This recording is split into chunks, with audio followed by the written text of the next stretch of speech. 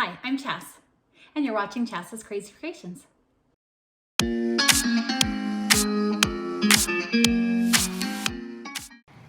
To start this project, I have covered my surface and I am using a drop cloth from the dollar store. That way I can clean it up easy, throw it away, whatever I need.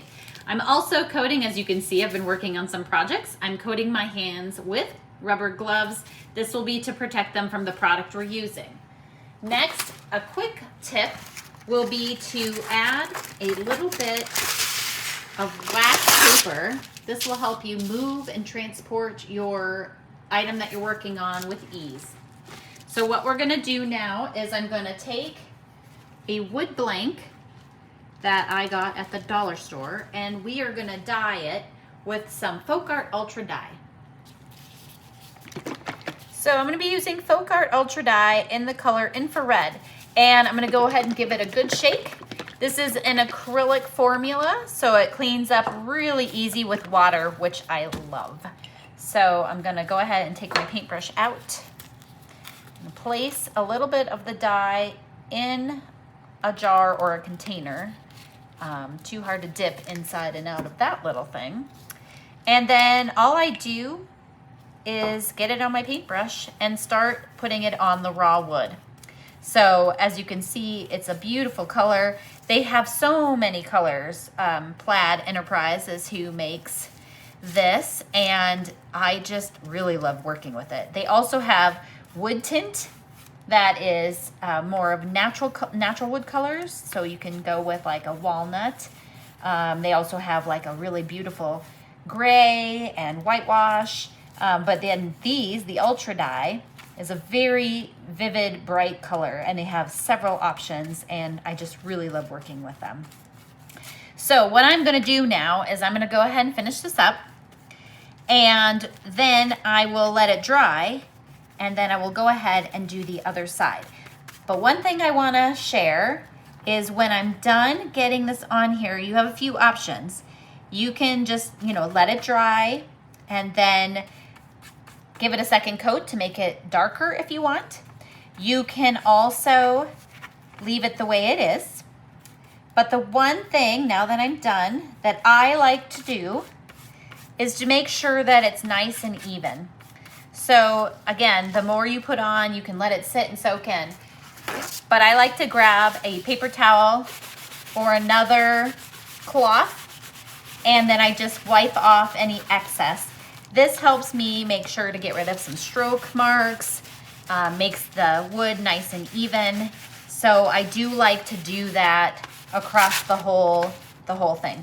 So now I'll let this dry and then I'll do the other side, and then we'll come back and have some more fun with it.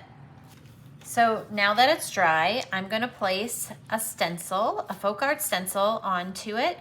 Now, if you ever worry about not being able to get it straight, you can always just intentionally make it crooked. I often do that myself. I'm gonna be using Folk Art Home Decor chalk paint in the color white for this. And you can use stencil tape to hold it still if you need to.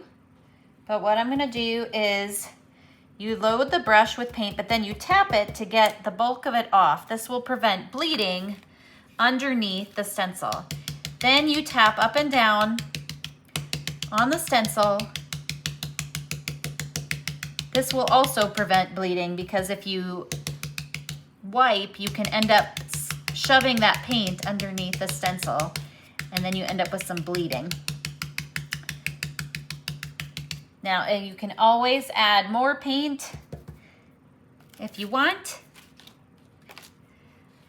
but I'm gonna keep going here.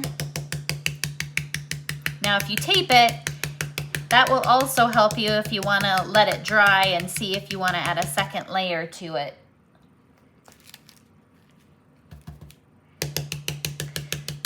So I'm gonna keep going here until I get this one all done.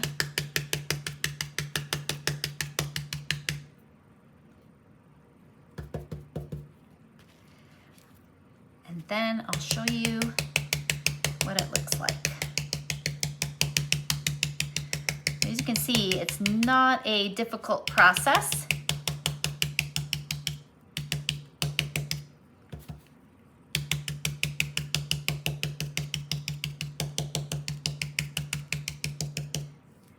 All right, and now, actually I'm gonna give this L just, oh, no I'm not, because I'm not gonna touch it now that I moved it. Now I'm gonna lift it up, and now you can see what it looks like. So pretty easy. I love the color of the die, the Ultra die, and then the stenciling on top is so easy. You could also write on it or decorate it with stickers or whatever you like. So I have made several of these hearts and they're all stained, and you can coat them with outdoor sealer if you're gonna put them outside, or you can keep them inside.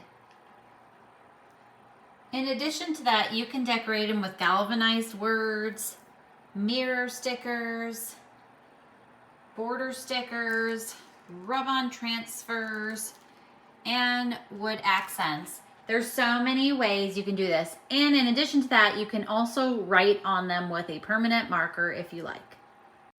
We didn't get to celebrate my parents' 50th wedding anniversary, but we're all together and we can't wait to celebrate. I brought my hearts down, and from a previous episode of Home Talk TV, I'd made this archway for the holidays. I added some ivy and these hearts to make a fun archway for them. Now it's time to celebrate.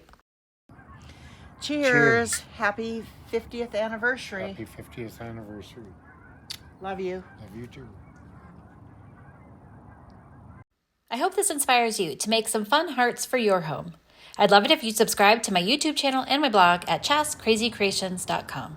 Thanks for watching, and I'll see you in my next video. And don't forget to like, share, and subscribe.